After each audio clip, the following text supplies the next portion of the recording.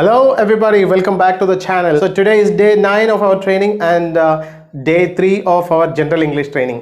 നമുക്ക് കഴിഞ്ഞ ക്ലാസ്സിൽ സ്പോക്കൺ ഇംഗ്ലീഷ് ട്രെയിനിങ് ആയിരുന്നു. ഇന്ന് ജനറൽ ഇംഗ്ലീഷ് ട്രെയിനിങ് ആണ്. ജനറൽ ഇംഗ്ലീഷിൻ്റെ 3rd ഡേ ആണ് ഇന്ന്. ഓക്കെ, സോ നമ്മൾ 9 ദിവസമായി ഈ കോഴ്സ് സ്റ്റെപ്പ് ബൈ സ്റ്റെപ്പായിട്ട് തുടങ്ങിയിട്ട്. സോ എല്ലാ ക്ലാസ്സിലും ഞാൻ പറയാറുള്ളത് പോലെ തന്നെ ആദ്യമായിട്ട് വരുന്ന ആളുകൾ എന്ത് ചെയ്യുക, നമ്മുടെ ഐ ബട്ടണിൽ പോയിട്ട് ഡേ 1 മുതലുള്ള ക്ലാസ്സുകൾ കണ്ടുവരിക. മുതൽ ഇംഗ്ലീഷ് അഡ്വാൻസ്ഡ് ലെവൽ വരെ പഠിക്കാനും ഇംഗ്ലീഷ് മാത്രമല്ല മറ്റു പല കോഴ്സുകളും നമ്മുടെ ചാനലിലൂടെ വന്നുകൊണ്ടിരിക്കും. നിങ്ങൾക്ക് എന്തായാലും ഉപകാരപ്രദമാകുന്ന കാര്യങ്ങൾ മാത്രമേ നമ്മുടെ ചാനലിൽ ഉണ്ടാവുള്ളൂ. സോ നിങ്ങളുടെ ഫ്രണ്ട്സിൻ്റെ അടുത്തും ഫാമിലീൻ്റെ അടുത്തൊക്കെ ഇതൊക്കെ ഒന്ന് ഇതിൻ്റെ ഈ നമ്മുടെ ചാനലിൻ്റെ ലിങ്ക് ഒന്ന് ഷെയർ ചെയ്തിട്ട് എല്ലാവരെയും നമ്മൾ ഈ ഒരു ലേണിംഗ് കമ്മ്യൂണിറ്റിയിലേക്ക് കൊണ്ടുവരിക. Let's learn together and grow together എന്നുള്ളതാണ് നമ്മളുടെ ഉദ്ദേശം. നമ്മുടെ ജനറൽ ഇംഗ്ലീഷിൻ്റെ ലെസൺസ് വളരെ സ്ലോ ആയിട്ടാണ് നമ്മൾ ചെയ്യുന്നത്. വളരെ ചെറിയ പോയിന്റ്സ് ആണ് നമ്മൾ ഓരോ ദിവസവും ഡിസ്കസ് ചെയ്യുള്ളൂ. കാരണം എന്താണെന്ന് വെച്ച് കഴിഞ്ഞാൽ ബേസിക് ലെവൽ മുതൽ പഠിച്ചു തുടങ്ങുന്ന ആളുകൾക്ക് യാതൊരു ഡൗട്ടും ഇനി ബാക്കി നിൽക്കാൻ പാടില്ല. ഒരു കാര്യത്തിലും ഇനി കൺഫ്യൂഷൻ ഉണ്ടാവാൻ പാടില്ല. ആ ഒരു രീതിയിലാണ് നമ്മൾ ക്ലാസ്സുകൾ അറേഞ്ച് ചെയ്തിട്ടുള്ളത്. So before we start let's have A recap of the previous 2 classes. അല്ലേ, നമ്മൾ കഴിഞ്ഞ ക്ലാസ്സിൽ എന്താണ് 2 ക്ലാസ്സുകളിൽ നമ്മൾ കണ്ട മെയിൻ പോയിന്റ്സ് എന്താണ്, ഓർമ്മയുണ്ടോ? എന്തായിരുന്നു അത്? ഫസ്റ്റ് നമ്മൾ കണ്ടത്, ആദ്യത്തെ ദിവസം നമ്മൾ ഡേ 1 കണ്ടത് ഒരു ഇംഗ്ലീഷ് സെൻറ്റൻസിൻ്റെ മെയിൻ പാർട്ട് എന്താണെന്നുള്ളതാണ്. അല്ലേ, ഒരു ഇംഗ്ലീഷ് സെൻറ്റൻസിൻ്റെ മെയിൻ ഭാഗം എന്താണെന്നാണ് നമ്മൾ മനസ്സിലാക്കിയത്. വെരി ഗുഡ്, വേർബ് ആണെന്നാണ് മനസ്സിലാക്കിയത്. അല്ലേ, സോ രണ്ടാമത്തെ ക്ലാസ്സിൽ അതുമായി ബന്ധപ്പെട്ട കാര്യങ്ങളാണ് നമ്മൾ ഡേ 1 പറഞ്ഞത്. ഡേ 2 നമ്മൾ എന്താ കണ്ടത്? ഡേ 2 കണ്ടത് വേർബ് എന്ന് പറയുന്നത് ഒരു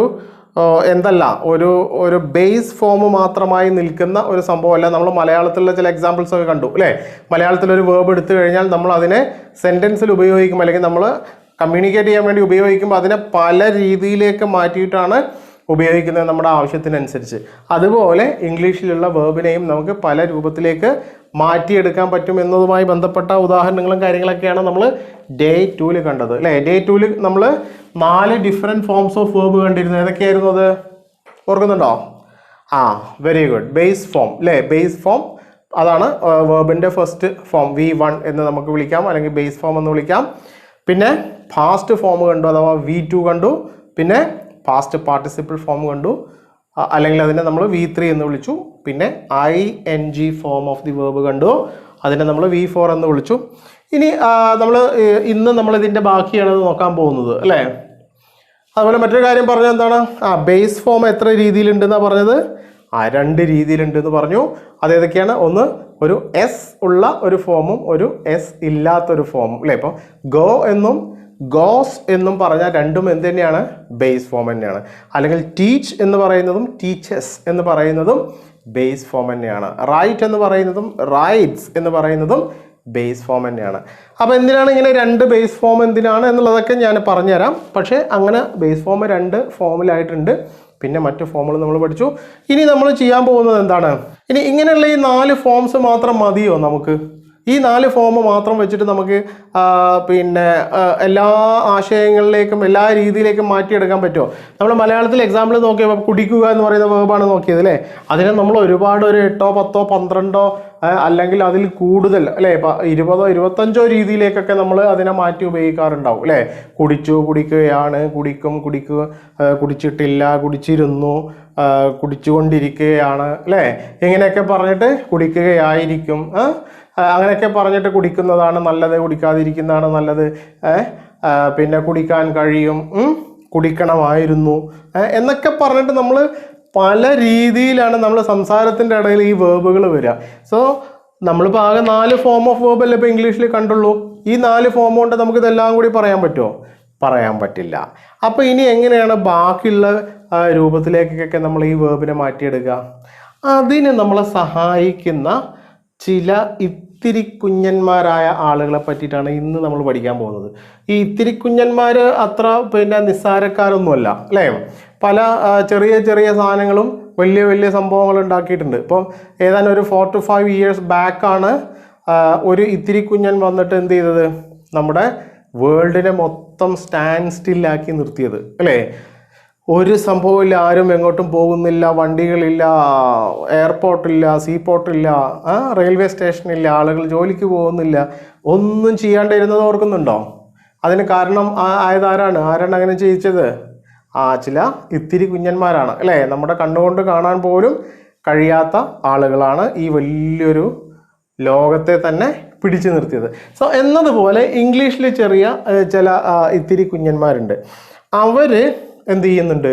വളരെ വലിയ ഒരു ഫങ്ഷൻ ഇംഗ്ലീഷ് സെൻറ്റൻസിൽ ചെയ്യുന്നുണ്ട്. അതാരാണ് ഈ ഇത്തിരി കുഞ്ഞന്മാരെന്ന് ഞാൻ പറയുന്നത്? അതാണ് നമ്മുടെ, അവർക്കൊരു പേരുണ്ട്. അവരുടെ പേരെന്താണ്?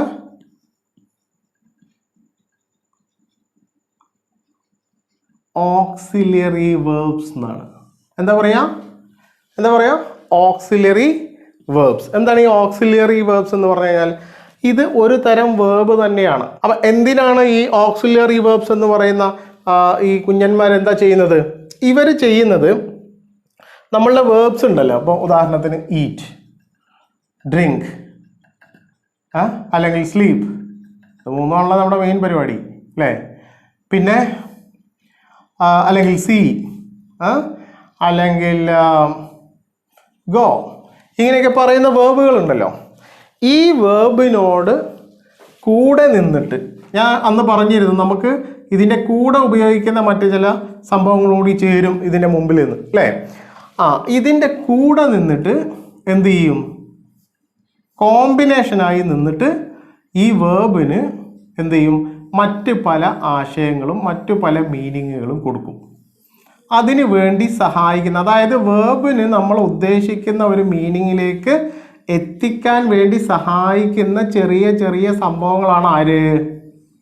ഓക്സിലറി വേർബ്സ് എന്ന് പറയുന്നത്. അതാണ് ഓക്സിലറി വേർബിൻ്റെ ഫങ്ഷൻ. അപ്പോൾ നമുക്ക് വേർബിന് ഡയറക്റ്റ് 4 ഫോം നമ്മൾ പഠിച്ചു. പക്ഷെ അതുകൊണ്ട് മാത്രം നമുക്ക് ആവശ്യമുള്ള എല്ലാ ഫോമിലേക്കും ഇതിനെ മാറ്റാൻ കഴിയില്ല. അപ്പോൾ പിന്നെ ബാക്കി പരിപാടിയൊക്കെ ചെയ്യാൻ എന്ത് വേണം? നമുക്ക് ചില ആളുകളുടെ സഹായം വേണം. ഈ സഹായിക്കാൻ വരുന്ന ആൾക്കാരാണ് ആര്? ഈ ഓക്സിലറി വേർബ്സ്.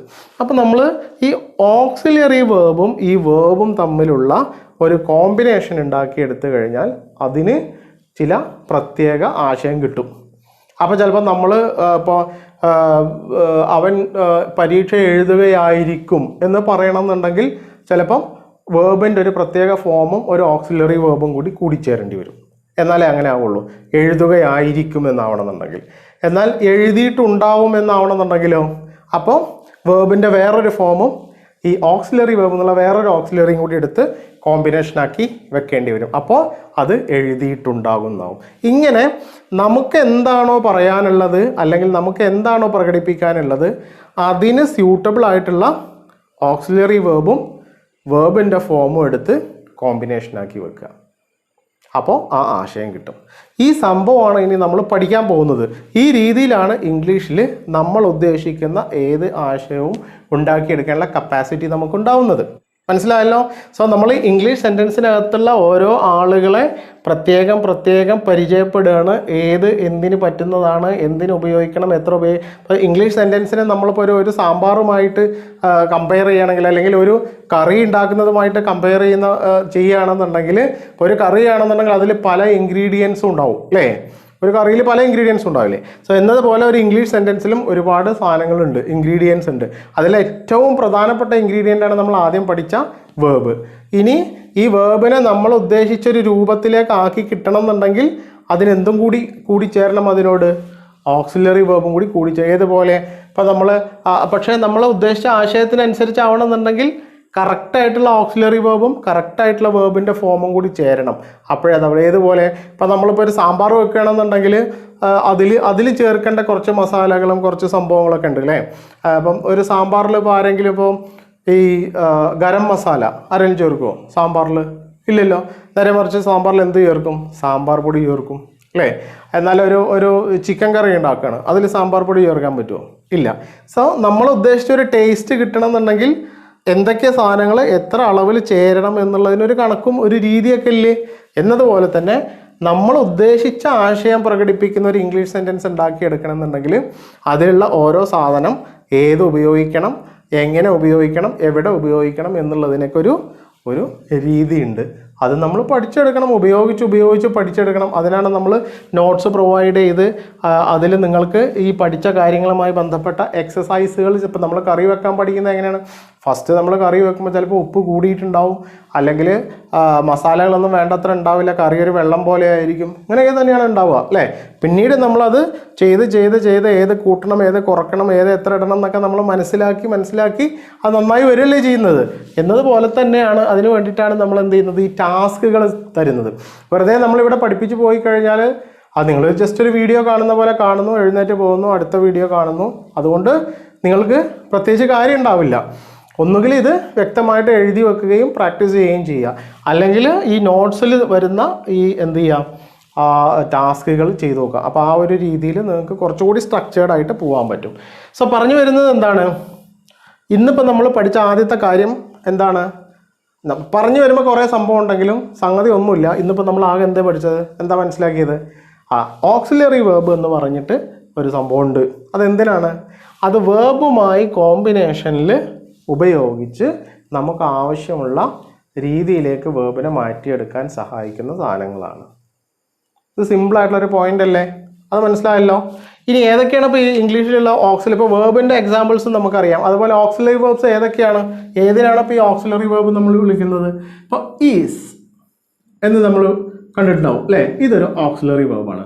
അല്ലെങ്കിൽ ഹാസ് ഒരു ഓക്സിലറി വേർബാണ്. ഹാഡ് ഓക്സിലറി വേർബാണ്. Will, can, were, was, am, are, ഇങ്ങനെ തുടങ്ങി could, should, would എന്നൊക്കെ പറഞ്ഞിട്ട് ഉള്ള ഈ ഇത്തരം ചെറിയ ഇത്തരം വാക്കുകളുണ്ടല്ലോ, ഇതിനൊക്കെ ആണ് നമ്മൾ എന്തെന്ന് വിളിക്കുന്നത്. ഇതൊക്കെ ഓക്സിലറി വേർബ് എന്ന് പറയുന്ന കാറ്റഗറിയിൽ വരുന്ന വാക്കുകളാണ്. ഇതൊക്കെ ബേസിക്കലി വേർഡ്സ് ആണ്. പിന്നെ പക്ഷേ ഈ ചില ഫങ്ഷൻ അനുസരിച്ച് അതിന് വേറെ പേരുണ്ട് എന്നർത്ഥം. ഇപ്പോൾ ഇതുപോലെ ഇപ്പം നമ്മൾ ഇപ്പം പച്ചക്കറി എന്ന് പറഞ്ഞാൽ വെജിറ്റബിൾസ് എന്ന് പറഞ്ഞു കഴിഞ്ഞാൽ ഒരു വലിയൊരു ഗ്രൂപ്പ് ഓഫ് ഐറ്റംസ് ആണ് അല്ലേ.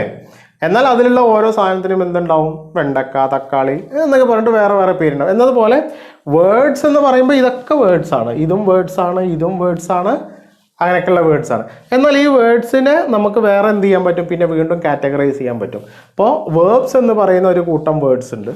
വേർബ് അതായത് അത് എന്തിനെ, ആക്ഷനെ സൂചിപ്പിക്കുന്ന വേർഡ്സ് ആണ്. അതിൽപ്പെട്ടതാണ് ഇതൊക്കെ. ഇങ്ങനത്തെ കുറേ വേർഡ്സ് ഉണ്ട്. വേറൊരു കൂട്ടം വേർഡ്സ് ആണ് ഇപ്പോൾ ഈ പറഞ്ഞ ഓക്സിലറി വേർബ്സ്. ഇങ്ങനെ പല വേർബ്സ് ഉണ്ട്. ഇപ്പോൾ അഡ്ജക്റ്റീവ്സ് എന്ന് പറഞ്ഞിട്ടൊരു കൂട്ടം വേർഡ്സ് ഉണ്ട്. അതുപോലെ ആഡ്വേർബ്സ് എന്ന് പറഞ്ഞിട്ട് ഒരു കൂട്ടം വേർഡ്സ് ഉണ്ട്. അല്ലെങ്കിൽ പ്രപ്പോസിഷൻസ് എന്ന് പറഞ്ഞിട്ട് കുറേ വേർഡ്സ് ഉണ്ട്. അതൊക്കെ പ്രപ്പോസിഷൻസ് ആണ്. സോ അതിനൊക്കെ വേറെ ഫങ്ഷൻ ഉണ്ട്. എന്നാൽ ബേസിക്കലി ഇതൊക്കെ എന്ത് തന്നെയാണ്, വേർഡ്സ് തന്നെയാണ്. സോ അതൊക്കെ നമ്മൾ ആവശ്യത്തിനനുസരിച്ച് പഠിച്ചു പോകും. ഇപ്പോൾ ഇന്ന് പറഞ്ഞത് എന്താണ്, ഓക്സിലറി വേർബ് എന്ന് പറഞ്ഞാൽ എന്താണ്, ആ വേർബിന് കൃത്യമായ ആശയം കൊടുക്കാൻ വേണ്ടി അതിനോട് കമ്പൈൻ ചെയ്ത് യൂസ് ചെയ്യുന്ന സാധനമാണ്. അതിൻ്റെ എക്സാമ്പിൾസ് ആണ് ഈ കാണുന്നത്. ഓക്കെ, ഇനി നമ്മൾ മറ്റൊരു കാര്യം നോക്കാം. അതായത് ഈ ഇംഗ്ലീഷിന് ഒരു സ്വഭാവമുണ്ട്. അതായത് മലയാളം നല്ല ആ കാര്യത്തിൽ ഡീസൻ്റ് ആണ് എൻ്റെ അഭിപ്രായത്തിൽ. മലയാളം സംഭവം ഒരുപാട് അക്ഷരങ്ങളൊക്കെ ഉണ്ട്, സൗണ്ടുകളൊക്കെ 1050 എത്രയോ ഉണ്ട്. ആന്നൊക്കെ എഴുതണമെന്നുണ്ടെങ്കിൽ കുറച്ച് പണിയാണ്. എങ്കിലും മലയാളം ഈ കാര്യത്തിൽ ഡീസൻ്റ് ആണ്. അതായത് അതെന്താ സംഭവം നോക്കാം നമുക്ക്.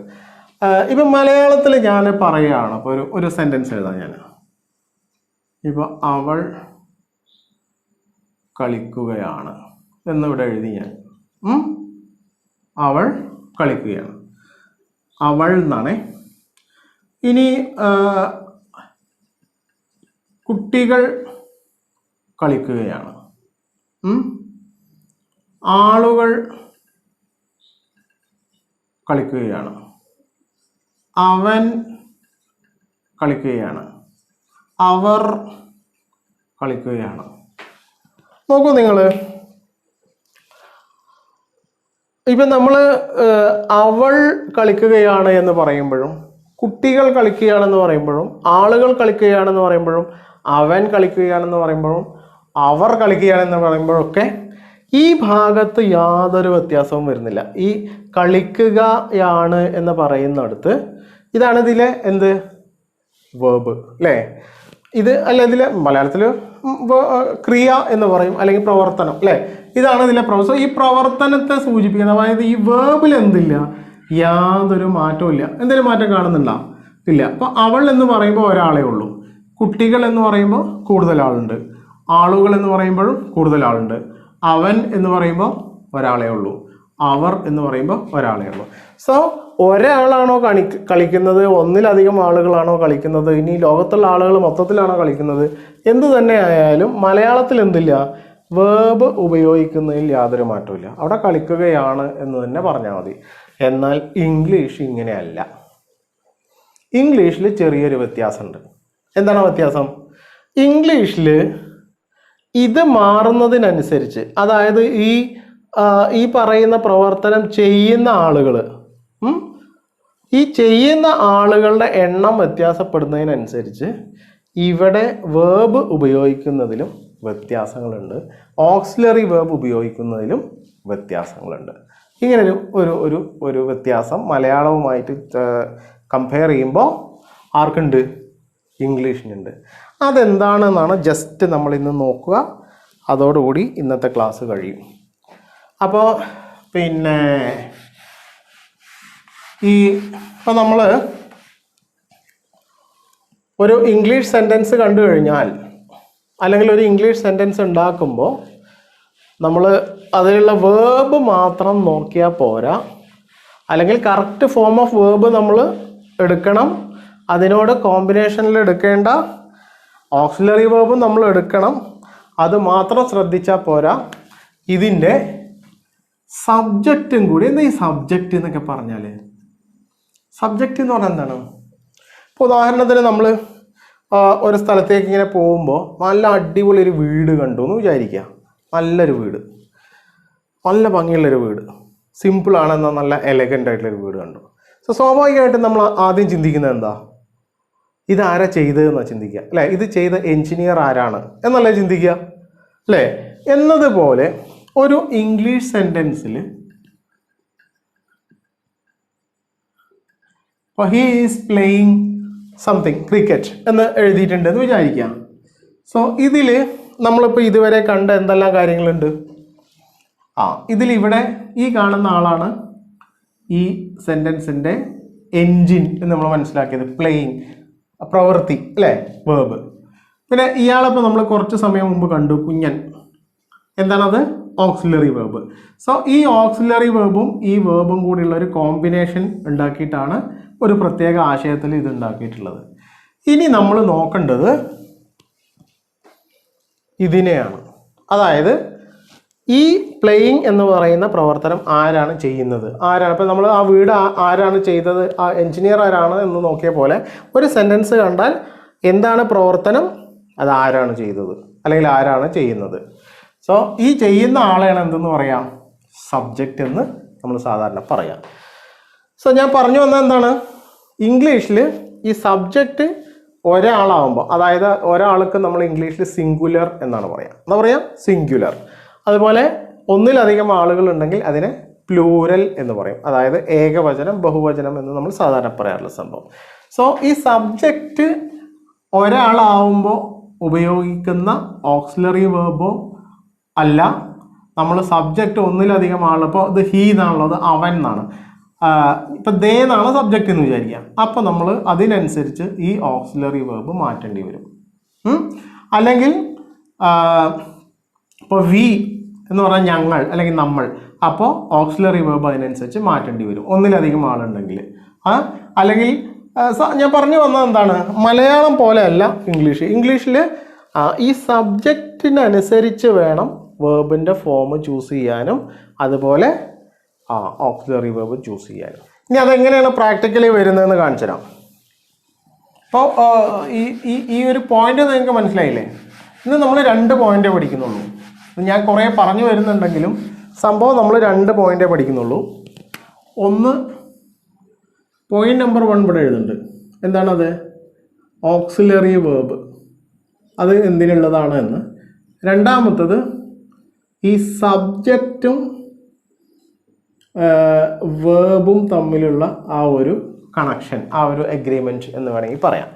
ഞാൻ അതെങ്ങനെയാണെന്ന് കാണിച്ചു തരാം. ഇപ്പോൾ ഉദാഹരണത്തിന് ഇപ്പം നമുക്ക് ബേസ് ഫോം രണ്ട് രീതിയിലുണ്ടെന്ന് പറഞ്ഞു. ഏതൊക്കെയാണ്? ഇപ്പം ഗോ എന്ന് പറയുന്നതും ഗോസ് എന്ന് പറയുന്നതും ബേസ് ഫോമാണ് എന്ന് നമ്മൾ പഠിച്ചില്ലേ? അല്ലെങ്കിൽ ഗെറ്റ് എന്ന് പറയുന്നതും ഗെറ്റ്സ് എന്ന് പറയുന്നതും ബേസ് ഫോമാണ്. അല്ലെങ്കിൽ സ്ലീപ്പ് എന്ന് പറയുന്നതും സ്ലീപ്സ് എന്ന് പറയുന്നതും ബേസ് ഫോമാണ്. ഇനി എന്താണ് ഇങ്ങനെ രണ്ട് ബേസ് ഫോം ഉണ്ടാകുമ്പോൾ ഇതിന് എന്താണ് വ്യത്യാസം? എങ്ങനെയാണ്, എന്ത് അടിസ്ഥാനത്തിലാണ് നമ്മളിത് ഉപയോഗിക്കുക?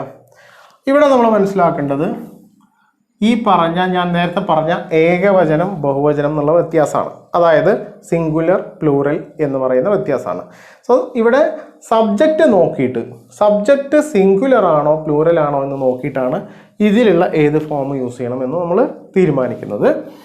സോ ഗോ എന്ന് പറയുന്നത് ഒരു പ്ലൂറൽ വേർബാണ്. പ്ലൂറൽ ആയിട്ടാണ് ഇതിനെ മനസ്സിലാക്കുക.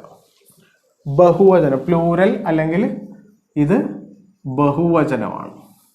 എന്നാൽ അതിൻ്റെ ഏകവചനമാണ് അല്ലെങ്കിൽ അതിൻ്റെ സിംഗുലർ ആണെന്ത്? ഇത് സിംഗുലർ അല്ലെങ്കിൽ ഏകവചനം. ഇത് സിംഗുലർ സബ്ജക്റ്റിനോട് കൂടെ കണക്റ്റ് ആവുന്നതാണ്. ഇത് പ്ലൂറൽ സബ്ജക്റ്റിനോട് കൂടെ കണക്റ്റ് ആവുന്നതാണ്. മനസ്സിലായോ? സോ എസ് ഉള്ള ഫോം ഏതിനായിട്ട് കണക്റ്റ് ആവുന്നതാണ്? സിംഗുലറിനായിട്ട് കണക്റ്റ് ആവും. അതപ്പം നമുക്ക് പെട്ടെന്ന് മനസ്സിലാക്കാൻ പറ്റും. എസ് ഉള്ള ഫോം സിംഗുലറിനായിട്ട് കണക്റ്റ് ആവും, എസ് ഇല്ലാത്ത ഫോം പ്ലൂറലിനായിട്ട് കണക്റ്റ് ആവും. എവിടെയാണ് ഈ സിംഗുലറും പ്ലൂറലൊക്കെ? സബ്ജക്റ്റിലാണ് കേട്ടോ. ഇത് ഗെറ്റ്സ് എന്ന് പറയുന്നത് സിംഗുലർ സബ്ജക്റ്റിനോട് ചേർക്കേണ്ടതാണ്. ഗെറ്റ് എന്ന് പറയുന്നത് plural. Sleep plural, sleeps singular. മനസ്സിലാവുന്നില്ലേ? Play plays. അപ്പോൾ ഇത് സിംഗുലർ, ഇത് പ്ലൂറൽ എന്ന് വെച്ചാൽ ഇനി ഞാനൊരു ക്വസ്റ്റ്യൻ ചോദിക്കട്ടെ. ഹി, ഇവിടെ പ്ലേ അല്ലെങ്കിൽ പ്ലേസ് ഇങ്ങനെ രണ്ട് ഓപ്ഷൻ തന്നാൽ ഇതിലുള്ള ഏത് നിങ്ങൾ ഇവിടെ ഉപയോഗിക്കും? ഇതിനാണ് ഞാൻ വർക്ക്ഷീറ്റ് തരുന്നത്, നിങ്ങൾ മനസ്സിലാക്കിയ കാര്യങ്ങൾ അപ്ലൈ ചെയ്യാൻ വേണ്ടിയിട്ട്. ഹി കഴിഞ്ഞിട്ട് ഡാഷ് ഇട്ടിട്ട് ഇതിലേതെങ്കിലും ഒന്ന് യൂസ് ചെയ്യാൻ പറഞ്ഞാൽ നിങ്ങൾ ഏത് യൂസ് ചെയ്യും? അവിടെയാണ് ഞാൻ പറഞ്ഞത് എന്ത്? സബ്ജക്റ്റ് നോക്കുക. പ്ലേ എന്ന് പറഞ്ഞത് വേർബാണ് അല്ലേ? കളിക്കുക. ആരാണ് കളിക്കണമെന്ന് നോക്കുക. ആരാണ് കളിക്കുന്നത്? ഹി ആണ് കളിക്കുന്നത്, അവനാണ് കളിക്കുന്നത്. അപ്പോൾ അവൻ എന്ന് പറയുമ്പോൾ സിംഗുലർ ആണോ പ്ലൂറൽ ആണോ? ഏകവചനാണോ ബഹുവചനാണോ? ഏതാണ്? സിംഗുലർ ആണ്. സോ സിംഗുലറിനോട് കണക്റ്റ് ആവുന്ന വേർബിൻ്റെ ഫോം ഏതാണ്? സിംഗുലറിനോട് എസ് ഉള്ള ഫോമാണ്. സോ നമ്മൾ എന്താണ് ശരിക്കും കറക്റ്റ് ഇംഗ്ലീഷിൽ എന്താ പറയുക? ഹി പ്ലേസ് എന്നാണ്. ഈ പ്ലേ അല്ലെങ്കിൽ പ്ലേസ് ഒക്കെ ഉപയോഗിക്കുമ്പോൾ അത് എവിടെയാണ് ഉപയോഗിക്കേണ്ടത്, എന്താശയം കിട്ടാനോ ഉപയോഗിക്കേണ്ടതെന്നൊന്നും ഇപ്പം ഞാൻ പറയുന്നില്ല. ഞാൻ ഈ ഒരു കാര്യം നിങ്ങൾക്ക് ക്ലിയർ ആവാൻ വേണ്ടി പറയാണ്. മനസ്സിലായല്ലോ? ഹി പ്ലേസ് എന്നാണ് പറയാം. അപ്പോൾ വേറൊരു എക്സാമ്പിൾ, ദേ. ഇവിടെ രണ്ട് ഓപ്ഷൻ തന്നിട്ടുണ്ട്. Eats, eat. ഏത് യൂസ് ചെയ്യും നിങ്ങൾ? ഏത് യൂസ് ചെയ്യും? ദേ ഈറ്റ്സ് എന്ന് യൂസ് ചെയ്യോ ഈറ്റ് എന്ന് യൂസ് ചെയ്യോ? എന്ത് നോക്കണം നമ്മൾ? സബ്ജക്റ്റ് നോക്കണം. തിന്നുന്നത് ആരാണെന്ന് നോക്കണം. ആരാണ്? അവരാണ്. ദേ എന്ന് പറഞ്ഞാൽ ഒന്നിൽ കൂടുതൽ ആളുകളുണ്ട്. അപ്പോൾ അതെന്താ? പ്ലൂറലാണ്. പ്ലൂറൽ ആണെങ്കിൽ എസ് ഇല്ലാത്ത ഫോം യൂസ് ചെയ്യാം. സോ ദേ ഈറ്റ് എന്നാണ് ഉപയോഗിക്കേണ്ടത്. മനസ്സിലായല്ലോ? സോ ഇതുപോലെയാണ് നമ്മുടെ ടാസ്ക് ഷീറ്റ് ഉണ്ടാവുക. നമ്മൾ പഠിച്ച കാര്യങ്ങൾ ഉപയോഗിക്കാൻ പറ്റുന്ന ഷീറ്റായിരിക്കും അത്. അപ്പോൾ അതിൽ നിങ്ങൾക്ക് എന്ത് ചെയ്യാൻ പറ്റും? ഒന്ന് നമ്മൾ പഠിച്ച കാര്യങ്ങളൊന്ന് അപ്ലൈ ചെയ്ത് നോക്കാൻ പറ്റും. ഇല്ലെങ്കിൽ മനസ്സിലാവുന്നില്ല, കൺഫ്യൂഷൻ ഉണ്ടെങ്കിൽ ഒന്നും കൂടി ആ ക്ലാസ് കാണുക, വീണ്ടും ആ ഷീറ്റ് സോൾവ് ചെയ്യുക. ഓൾറൈറ്റ്. സോ ഈ ഒരു സംഭവം മനസ്സിലായല്ലോ. അപ്പോൾ അതുകൊണ്ടാണ് ഇങ്ങനെ രണ്ട് ബേസ് ഫോം ഉള്ളത്. ഒന്ന് സിംഗുലർ സബ്ജക്റ്റിൻ്റെ കൂടെ ചേർക്കാനും ഒന്ന് പ്ലൂറൽ സബ്ജക്റ്റിൻ്റെ കൂടെ. അതുപോലെ നമുക്ക് കുറേ ഓക്സിലറി വേർബ്സ് ഞാൻ പറയില്ലേ? ഇപ്പം is, am, are, was, were, has, have, had, അല്ലെങ്കിൽ വിൽ, ക്യാൻ. ഇങ്ങനെയൊക്കെയുള്ള ഓക്സിലറി വേർബ്സിൻ്റെ എക്സാമ്പിൾസ്. പിന്നെ ഇതിലും തന്നെ നമ്മൾ ഈ പറഞ്ഞതുപോലെ എന്തുണ്ട്, സിംഗുലർ സബ്ജക്റ്റ് വരുമ്പോൾ ചേർക്കേണ്ടതുണ്ട്, പ്ലൂറൽ സബ്ജക്റ്റ് വരുമ്പോൾ ചേർക്കേണ്ടതുണ്ട്. ഇപ്പോൾ ഈസ് എന്ന് പറയുന്നത് സിംഗുലർ സബ്ജക്റ്റിൻ്റെ കൂടെ ചേർക്കേണ്ടതാണ്. ഏതാണ്? സിംഗുലർ. ആം എന്ന് പറയുന്നത് ഐ സബ്ജക്റ്റായി വരുമ്പോൾ മാത്രം ചേർക്കേണ്ടതാണ്.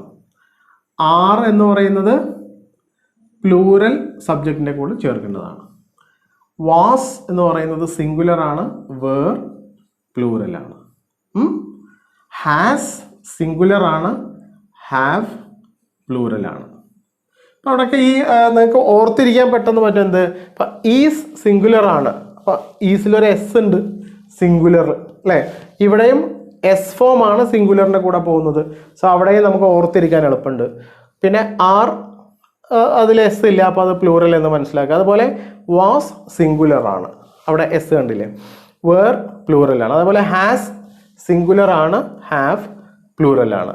ഹാഡ് രണ്ടിൻ്റെ കൂടെ ഉപയോഗിക്കാം, സിംഗുലറിൻ്റെ കൂടെയും പ്ലൂറലിൻ്റെ കൂടെയും ഉപയോഗിക്കാം. അതിനങ്ങനെ പ്രത്യേകിച്ച് സംഭവമൊന്നുമില്ല. വില്ലും ഇപ്പോൾ സിംഗുലറിനെയും പ്ലൂറലിനെയും കൂടെ ഉപയോഗിക്കാം. ക്യാന് സിംഗുലറിനെയും പ്ലൂറലിനെയും ഒക്കെ കൂടെ ഉപയോഗിക്കാം, അതിന് പ്രശ്നങ്ങളില്ല. ഈ മെയിനായിട്ട് ഈ പിന്നെ ഓക്സിലറി വേർബ്സ് ഉപയോഗിക്കുമ്പോഴാണ് ഈ സിംഗുലർ പ്ലൂറലിൻ്റെ വ്യത്യാസം വരുന്നത്.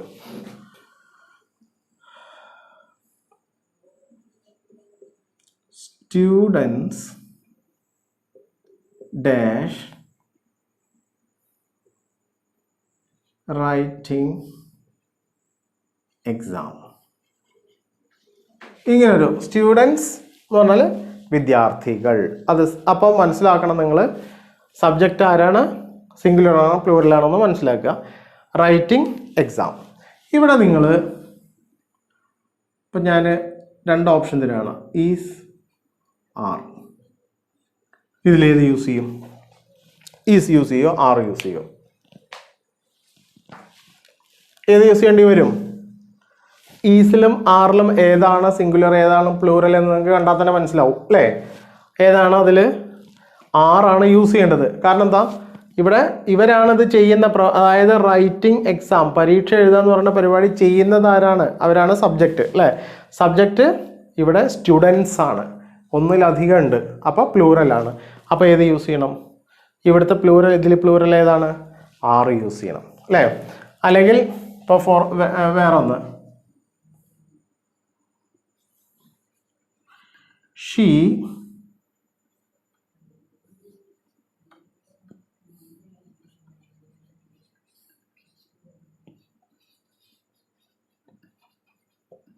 ഇങ്ങനെ ഒരു സെൻറ്റൻസ്, ഷീ വാസ് അല്ലെങ്കിൽ വേർ സ്ലീപ്പിംഗ്. അവള് ഉറങ്ങുക എന്നാണ് വേർബ്, ചെയ്യുന്ന ആള് അവളാണ്. സോ ഇതിലേത് യൂസ് ചെയ്യും? വാസ് യൂസ് ചെയ്യോ വേർ യൂസ് ചെയ്യോ? എങ്ങനെയാണ് നമ്മൾ തീരുമാനിക്കുക? സബ്ജക്റ്റ് നോക്കുക, സിംഗുലർ ആണോ നോക്കുക, അല്ലെങ്കിൽ പ്ലൂറൽ ആണോ നോക്കുക. സിംഗുലർ ആണെങ്കിൽ സിംഗുലർ ഓക്സിലറി വേർബ് യൂസ് ചെയ്യുക, പ്ലൂറൽ ആണെങ്കിൽ പ്ലൂറൽ യൂസ് ചെയ്യുക. അപ്പോൾ ഇവിടെ ഷീ ആരാണ്? സിംഗുലർ ആണ്, ഒരാളെ ഉള്ളൂ. സോ ഇതിലുള്ള സിംഗുലർ ആരാണ്? സിംഗുലർ വാസ് ആണ് അല്ലേ. അപ്പോൾ അത് യൂസ്, അപ്പോൾ ഷീ വാസ് സ്ലീപ്പിംഗ് എന്നാണ് പറയുക, ഷീ വേർ സ്ലീപ്പിംഗ് എന്ന് പറയാറില്ല അല്ലേ. അതുപോലെ സ്റ്റുഡൻസ് ആർ റൈറ്റിംഗ് എക്സാം എന്നാണ് പറയുക, സ്റ്റുഡൻസ് ഈസ് റൈറ്റിംഗ് എക്സാം എന്ന് പറയാറില്ല. എന്തുകൊണ്ടാണ് അങ്ങനെ പറയാത്തത്? അത് ഇംഗ്ലീഷിൻ്റെ രീതി അങ്ങനെയാണ്. എന്താണ് ആ രീതി? സബ്ജക്റ്റ് പ്ലൂറൽ ആണെങ്കിൽ പ്ലൂറൽ ഓക്സിലറി, പ്ലൂറലിനോട് കണക്റ്റ് ആവുന്ന ഓക്സിലറി വേർബ് യൂസ് ചെയ്യണം, അല്ലെങ്കിൽ പ്ലൂറലിനോട് കണക്റ്റ് ആവുന്ന വേർബ് യൂസ് ചെയ്യണം. അതുപോലെ സബ്ജക്റ്റ് സിംഗുലർ ആണെങ്കിൽ സിംഗുലറിനോട് കണക്റ്റ് ആവുന്ന ഓക്സിലറി വേർബ് ആണെങ്കിൽ അത് യൂസ് ചെയ്യണം, വേർബ് ആണെങ്കിൽ അത് യൂസ് ചെയ്യണം. ഇങ്ങനെ ഒരു റൂള് ആർക്കുണ്ട്? ഇംഗ്ലീഷിനുണ്ട്. സോ ഇത് ഇപ്പം നമുക്ക് പോയിന്റ് നമുക്ക് മനസ്സിലായി. ഇനി ഇതുപോലെയുള്ള വർക്കുകൾ ചെയ്തിട്ട് നമുക്ക് എന്താക്കി എടുക്കണം? ഇത് നമുക്ക് നല്ല എക്സ്പീരിയൻസ് ആക്കി എടുക്കുന്ന പോയിന്റ്സ് എല്ലാവർക്കും മനസ്സിലായി എന്ന് വിചാരിക്കുന്നു. Keep learning. എല്ലാവരും ഇപ്പം ചില ആളുകൾ വളരെ ബേസിക് ലെവൽ മുതൽ തുടങ്ങുന്ന ആളുകൾക്ക് ഒരു പക്ഷേ കുറച്ചൊരു കൺഫ്യൂസിങ് ആയിട്ട് തോന്നിയോ എന്ന് എനിക്കറിയില്ല. കുറച്ച് വർക്കുകളും കൂടി ചെയ്ത് നോക്കുമ്പോൾ നിങ്ങൾക്കത് കൃത്യമായിട്ട് മനസ്സിലാവും. ഇതൊക്കെ ഒരു ഭാഷയുടെ റൂൾസാണ്. നമുക്കത് അറിയാതെ നമ്മൾ ഭാഷ ഉപയോഗിക്കുമ്പോൾ മൊത്തത്തിൽ അബദ്ധമായി പോകരുതെന്ന് വിചാരിച്ചിട്ടാണ് ഇതിങ്ങനെ പഠിപ്പിക്കുന്നത്. Alright, so thank you so much for joining today. Like we are very slowly progressing. Of course നിങ്ങൾ സ്റ്റിക്ക് ഓൺ ചെയ്യുകയാണെന്നുണ്ടെങ്കിൽ തീർച്ചയായിട്ടും നിങ്ങൾക്ക് എന്ത് ചെയ്യാൻ പറ്റും, പഠിച്ചെടുക്കാൻ പറ്റും. ഇത് വളരെ സിമ്പിളായിട്ടുള്ള കാര്യങ്ങളാണ്. ചില കാര്യങ്ങൾ നമ്മൾ മനസ്സിലാക്കി വെക്കണം എന്നേ ഉള്ളൂ. So let's wind up today's class and will see you tomorrow with a spoken English lesson. Till then, goodbye.